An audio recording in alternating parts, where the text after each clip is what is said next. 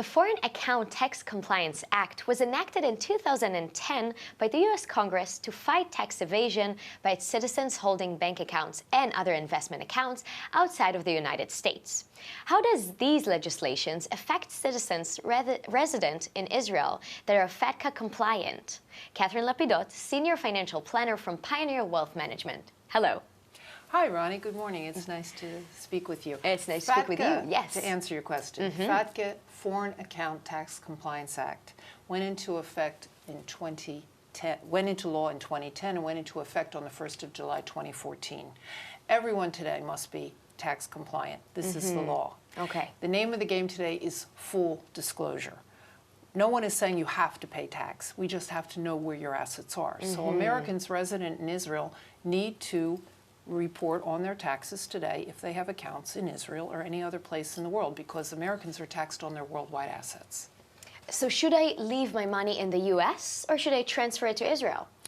FATCA doesn't dictate to the customer where he has to keep his money. You can leave it in Israel, you can leave it in America. Wherever you need to use the assets, one should have the asset. However, it's very important in transferring money back and forth between the two countries to be compliant where you're sending the money.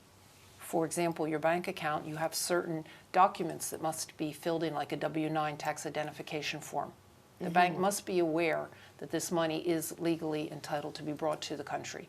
And if the account is restricted, the money can be frozen in the account. It's quite a serious situation. That's a serious issue Yes, that might happen if someone's not following the right actions. That's correct. And banks in Israel today are asking customers, where did this money come from? What is the source of these funds?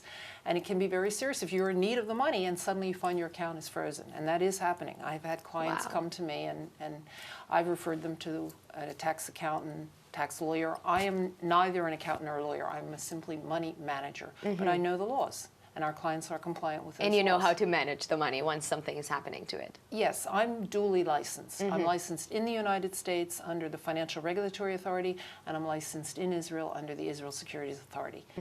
And we're talking a little bit about dual citizenship of U.S. and Israeli citizenship. Is there any advantage or disadvantage with this dual citizenship? Most of my American clients in Israel have taken dual citizenship. Okay. There's a very important reason. It's tax benefits.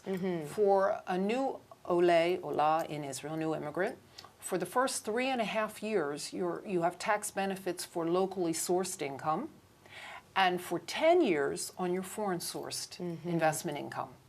And if you travel a lot like I do, you can deduct the number of days you're abroad from that 10-year period, which extends it quite a bit. So yes, most of my clients have taken dual citizenship.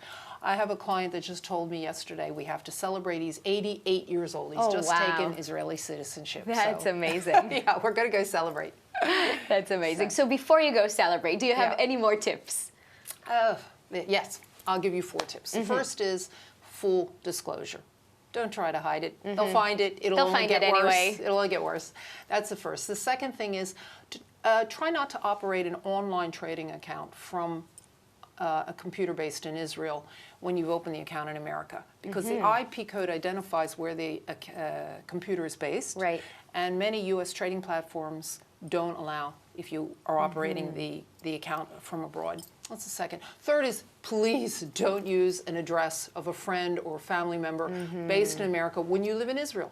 Again, the account compliance officers check these things in the institution. If they find that you've used a false address, it'll just create problems in the future. And last but not least, be careful as an American living in Israel where you invest the money. Foreign mutual funds have double taxation and double accounting fees. So I recommend for my clients, please stay away from foreign mutual funds. Stick with U.S. mutual funds if you want to invest in those type of instruments. And they are my 4 tips. All right, fantastic. Katherine Lapidoth, thank you so much. Thank you, Ronnie. This is great.